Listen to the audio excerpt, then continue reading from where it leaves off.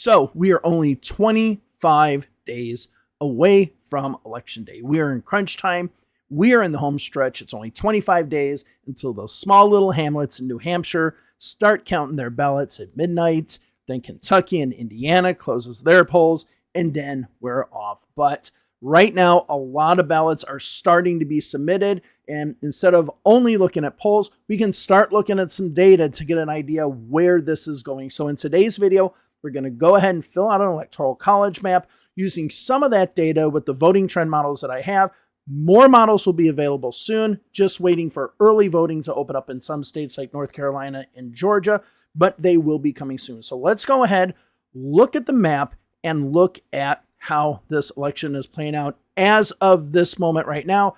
It's not a predictive model for the future, but kind of if the election ended right now, how would the electoral college map look? Now, before we get into the actual map, I just want to give a big shout out to the University of Florida's election lab done by Professor Michael McDonald and his group. They've done a really great job giving us early vote data, giving us turnout data and everything. So I highly recommend that you go to their website. Some of the data that I use for my models is from their website, not all of it, but some of it. So for example, Pennsylvania, Michigan, I get it from them. So I highly recommend, if you're really into the numbers and the data and the early voting data, please go to their website. It is absolutely amazing.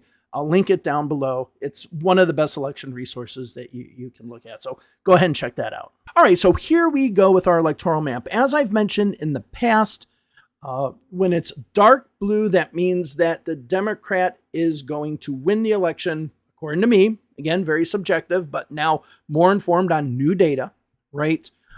If it's lighter shades, that means there's still the possibility of a Republican winning the state. So for example, if we take, and we're going to start off over on the East Coast, we take New Hampshire, I think it's pretty much easy to say that this is going to be a Democratic lock state. The Republicans have pulled out of the state. They're not campaigning in it anymore. The polls look pretty decent. And the fact that the Trump campaign has pulled out of the state is a pretty good indicator. I put that in solid blue. Now, the election results might be closer, but this is not based on the percentage of the vote. It's based on the likelihood of winning. So let's go ahead again, start from the West Coast to the East Coast. And people ask, why do I do that? Because it's just a lot easier, because once you get to the East Coast, it can get kind of, you have a lot more states going on there. So let's start with Alaska. As of Alaska right now, I do say it's going to go Republican, but we'll see if there's any data. I know they had early voting data in 2020, so let's see if we can get some of that in 2024. I'm not exactly sure. Hawaii is a lock for the Democrats. In Washington, and in today's video, I'm only going to talk about the Electoral College, but there are competitive House races in each of these left coast states, and Washington's one of them. I said that it was pretty safe last time, but there is one that is a little bit pretty competitive.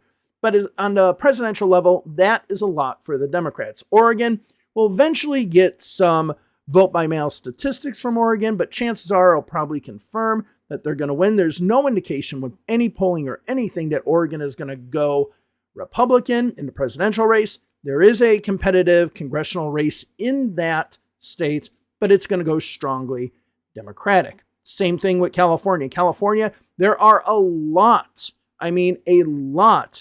of congressional races, like 5 or 6 maybe congressional races that are mostly held by Republicans that can swing to the Democratic side. Now with the Louisiana congressional district, the new one, and thank you all for reminding me about that, because I was thinking because the ruling was so recent that it would apply to the next election. It actually is this election.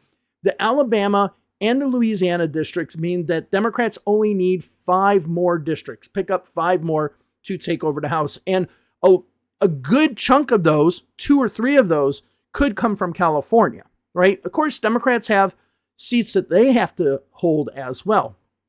Now, let's go over to Idaho. Nothing competitive there. Montana, unfortunately, the Senate race is just not competitive anymore. New polling coming out showing a 10-point lead, so the Democrats are in trouble there. I haven't seen any polling out of the 1st congressional district, but I assume Ryan Zinke will win that election. Wyoming will be a very strong state, as well as Utah. And I've talked about Utah before, how I think in the future it could be a swing state. I want to see in this election if Utah can get over 40% of the vote. And I want to see how Utah County does as well. Now let's go ahead and look at the stronger Democratic states. So New Mexico is going to go ahead and vote Democratic in the presidential race. And it does seem like the competitive congressional race is a little bit more, polling showing a little bit more of a gap now. So that's safe. Colorado does have a competitive congressional district in which they did polling, and it was essentially tied. The congressional district around Fort Collins, even though I said I wasn't going to talk about congressional districts, I am. But on the presidential level, that's pretty safe. Now, let's go ahead and look at these two swing states. So we'll start with Nevada. We don't have really any strong data as far as voting coming out of Nevada due to the fact that it seems like by law, they can't really release numbers until certain days out from the election. So on the 19th of October, we're going to get an idea of where this election is. We're going to have to wait another 8 days for any raw totals. But I'm still saying I feel confident with it. I'll put it in the lighter blue because I want to wait for that data. Now, when it comes to Arizona, we are starting to see some actual early numbers. So let me go over to this website, which is called Uplift Data. And they say that their data source is Arizona Democratic Party voter file and Arizona County recorders, not official ballot counts. Okay, so when they mean not official ballot counts, that doesn't mean that they're wrong. It just means that it's not a certified official count. It's not from the counties. So if, for example, we look at the counts that are coming out of Florida, those are on the state website. So those are official counts. This is a third-party organization doing it. So that's the only reason why they say not official, because it's third-party. Now, of course, the Republicans out there of you will say, Arizona Democratic Party, oh my God, there's the bamboo ballots. No. Okay, but let's go ahead. There have been so far, and I think today we'll start seeing some more data come in from Arizona, because Arizona had, they just sent out their ballots on the 7th, and it's now the 11th. We'll start seeing some new numbers. Or no, they sent their ballots out on the 9th. I was wrong. They sent them out on the 9th. So it's only been 2 days. Okay, so the drop boxes, a few of them are opening up now. And then the ones that get mailed in, we'll start seeing those trickle in. But as you can see, we only have 129 votes total in the state of Arizona. 62 of those are Democratic, 33 are Republican, 34 are independents. Now, of course, we can't glean anything out of that, but I did find it interesting. The two counties where they're coming from, the one with the most is, I guess you pronounce it Pinal County. Okay. But if you're from Arizona, let me know if it's pronounced a different way. Anyways, here, and we can see that in the last election that it gave Donald Trump 57.9% of the vote. So just seeing the Democrats up a little bit there should give you some, make you feel a little bit good, but let's wait a day or two. It'll be interesting to see how this breaks out. And then the other one is Yuma County, which is a little bit closer of a county, but you can see more Democratic ballots there as well. And let's go over there. You can see 52-46, Donald Trump won that county. So with the recent, legitimate polls that I'm seeing right now and the extremely early data, I'm going to put Arizona in the blue. And I've been saying for a while that I think Arizona can go back in the blue eventually. I'm putting it back in the blue now. So let's go ahead. North Dakota a lock, South Dakota a lock. When it comes to Nebraska, the whole entire state is a lock, except this. I truly believe the 2nd Congressional District's not a lock for the Democrats. 2 polls that came out of there look very strong. The congressional race looks very strong. And this might be where we pick up another congressional seat. If we look at the Alaska one, the Alabama one, Louisiana one, and the Nebraska one, those are 3 of the 7. Of course, Democrats still have to hold on to their own. All right, Kansas is a lock for the Republicans. Oklahoma is a lock for the Republicans. And as of right now, I'm not saying that it's a lock for the Republicans. Texas, I'd like to see some voting data, and we will start getting more voting data. It is starting to come in now. as far as early voting. Once we get in-person voting, we'll see how that geographical distribution actually is looking. But as of right now, I would say that Texas is still going to probably go Republican. Okay. So I wouldn't be putting too much stock into it. It's kind of a long-term investment instead of a right now investment. It's not a short-term thing. So let's go ahead and look at Louisiana. That's where we'll pick up a congressional seat. So that will help us out. But on the presidential level, it is set. Arkansas, nothing competitive there. That is set. Missouri, again, nothing competitive there. That is set. Iowa, on the presidential level, I'm putting it more here. We're starting to get a few early vote numbers. I need to go into that data because the way they have that data is very messy. I want to see if there's any other site that has kind of cleaned up the data. But polls, wait for the Des Moines Register Seltzer poll. I want to see what that is.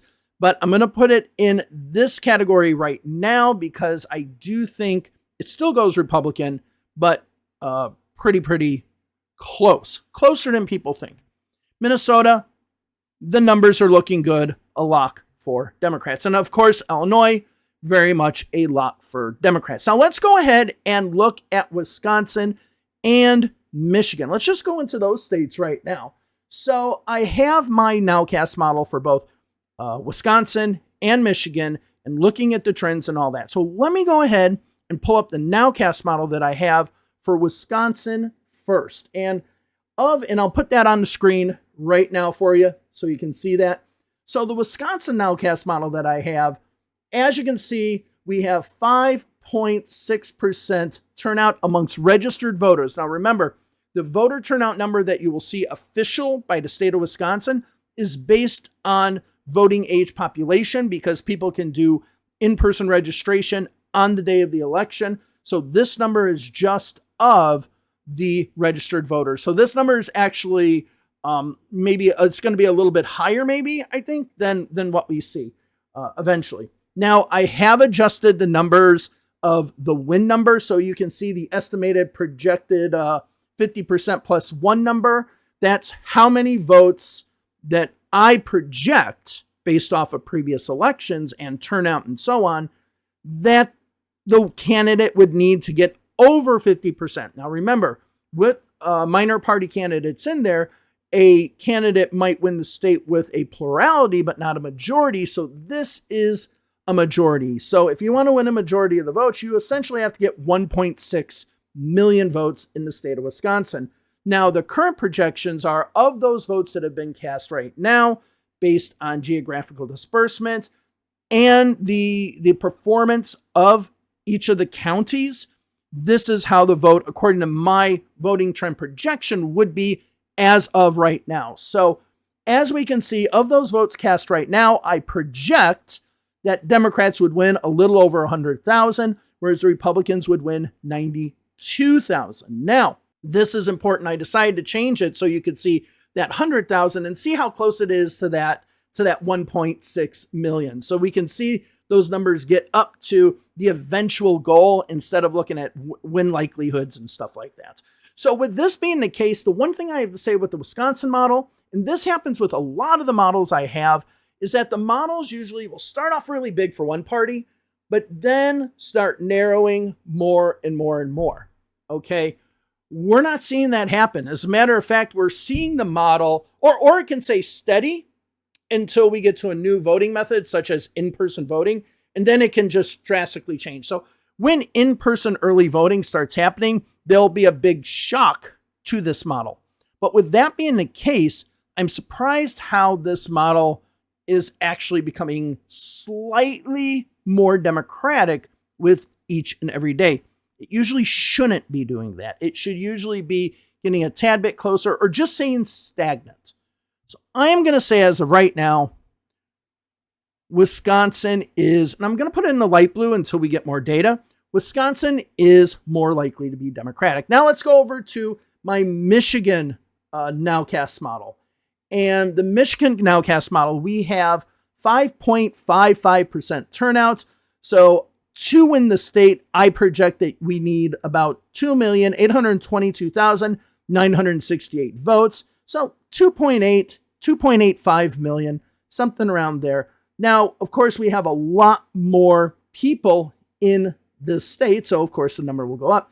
So of the 5.5%, what I have projected right now of those who have turned out, that Democrats would get 246,203 votes, and project of those who have turned out already for the Republicans, 204,341 votes. Now, one thing I didn't mention before, but I'll mention it here. The geographical accuracy means how close the vote is resembling the overall turnout in the last election. So that would be 2020. And right now, the geographical dispersity of it, the model here is extremely accurate at 0.9871.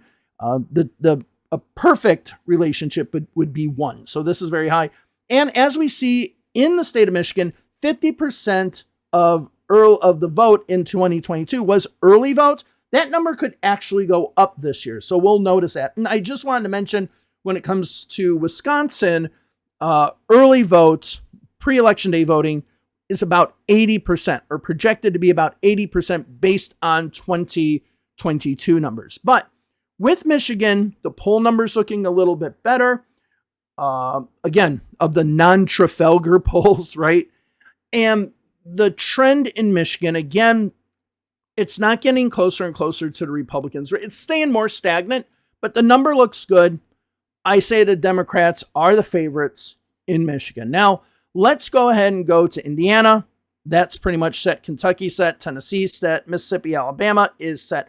Ohio, looking at some polls, there is a possibility. It's not outside of the realm of anything that Kamala Harris could win. She probably won't, but the statistics are there showing that she could, with a few polls now coming out showing she's within the margin of error. So with that being the case, I'm going to put that there. I don't have any raw data as far as Ohio, but we'll just see if I can get some data to make a more informed decision. But I am saying it is right now Republican. Obviously, West Virginia is going to be Republican as well as South Carolina. Now let's go ahead and go to maybe some of the more Democratic states and just knock those out. So Massachusetts, Rhode Island, Connecticut, and Vermont, those are definitely going to be going Democratic. Now, when it comes to Maine at large, and here we go, the first, it's going to go Democratic as well.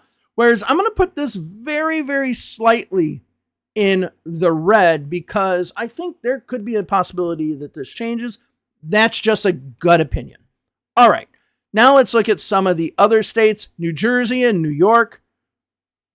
Those will be Democratic.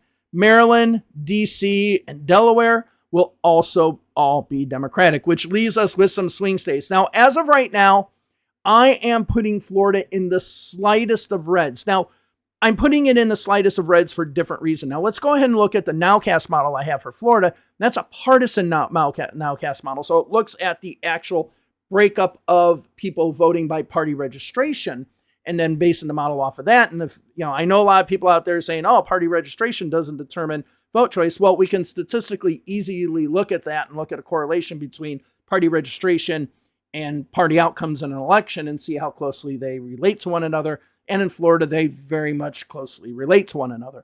So let's go ahead and look at the Florida nowcast model, which I'll put up on the screen right now. And as we can see in Florida, the model accuracy is not that good. And this has to do because of the hurricanes that are coming through, that we just have some counties that are not really reporting a lot. So Hillsborough County only has about 3, even though we have, let's see, how many votes do we have? We have over 300,000 votes cast in the state of Florida. Only 3,000 of those are coming from Hillsborough County. So that shows how much this model is just not accurate. But of the votes that are coming in right now, as you can see, we have 2.83% turnout. We haven't had much as far as new numbers in the last 2 days for obvious reasons. You need about 5.2 million voters to win the state. And in this case right now, of those votes cast now, Democrats have about 100, almost 190,000, where the Republicans are at 166,000. But again, these numbers will change. These numbers will also change once early voting actually happens. So I'm just putting Florida in this very, very or light red area just because there's a possibility that all of a sudden we see the storms actually impact who votes. All right, so let's go ahead and go to Georgia.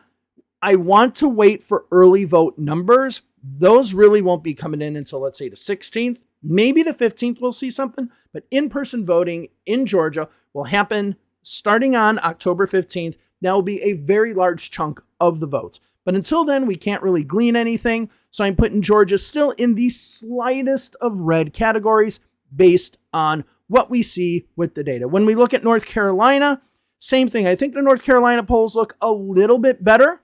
The Georgia polls have not looked great for the Democrats. I think the North Carolina ones look a little bit better. But again, we have the same thing. Early voting in person will not start until the 21st, which means that we're just getting vote by mail, which will be a small percentage. I think 5% of the vote. So the early vote in person will be a large number. Okay. So in this situation, because of the polls that I've been looking at, I'm going to put this in the very slightest of Democratic numbers. Now, Virginia, I have here. I'm looking. Now, the good thing about the Virginia vote, and this is the same thing with Minnesota. We're having early vote come now, but the early vote is both mail and in person, right? So it's not like these other states like Florida, Wisconsin, Michigan, where we're just seeing the mail vote come in. We're now, in this situation, we now have a number of in-person votes coming in. So it's not just mail-in votes. The model is getting more and more Democratic with each and every day. Looking at that trend, I think Virginia is now a lock. And I'm going to institute a rule for myself in this model, which is once I put a state in lock, I can't take it out. So now that I have Virginia in this lock, I have to stay with that prediction. And then finally, we are in Pennsylvania. Now, let me go ahead and throw up the nowcast model for Pennsylvania so you can see where we're at right now. And remember, with Pennsylvania, we don't have a lot of early voting. Most of the voting is going to be on Election Day. That's important to remember. But let me go ahead and put up the nowcast model for Pennsylvania. And as you can see with the nowcast model for Pennsylvania, we have 3.57% turnout. So the estimated win number is 3.3 million people. As you can see, the geographical accuracy of the model is not great. And I think the reason why is we are doing vote by mail right now.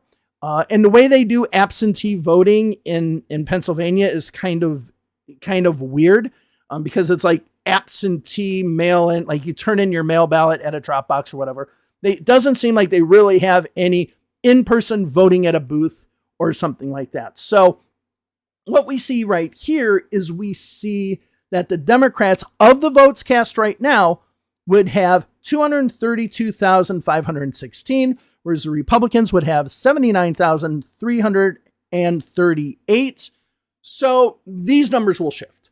These numbers will shift and be much, much closer to being 50-50 once we get to Election Day. And remember, this is not much we can look at and try to figure out what's going to happen on Election Day. The only thing we can do with these numbers that we have in early voting is compare them to how early vote numbers have looked in 2020 and in 2022. And right now, according to the model, it does seem like that Kamala Harris, or the Democrats in this case, are right at the 2020 number, which means that they will be really close to what Joe Biden had in 2020. Now, there is another thing that we have to take into account. There's a possibility, I'm just going to say a possibility, that we have less or more people voting early. If we have more people voting early and these numbers stay the same, that looks really good for Democrats. If it goes less, it could look better for the Republicans, but I don't know. A lot of Democrats just might go ahead and shift. But the more and more vote that comes in early, we can make a lot more of an estimation of who's going to win the state on Election Day.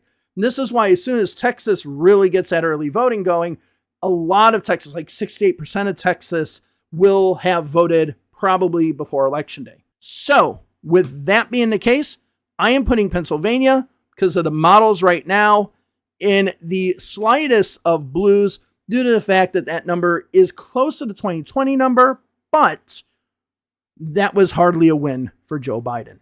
Okay. But it's not far off from the Fetterman number, which was a 4 or 6-point win, around a 6-point win. So we'll see.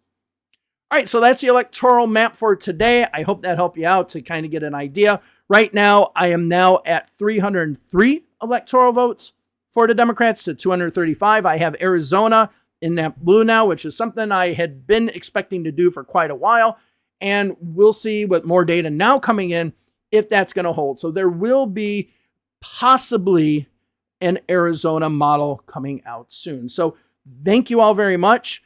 Please join the channel, be a subscriber, like the video, comment down below. And if you want to help out financially, become a member. It's great to have your help. So thank you all very much. Have a wonderful day wherever it is you are, and I'll see you in the next video. Bye-bye.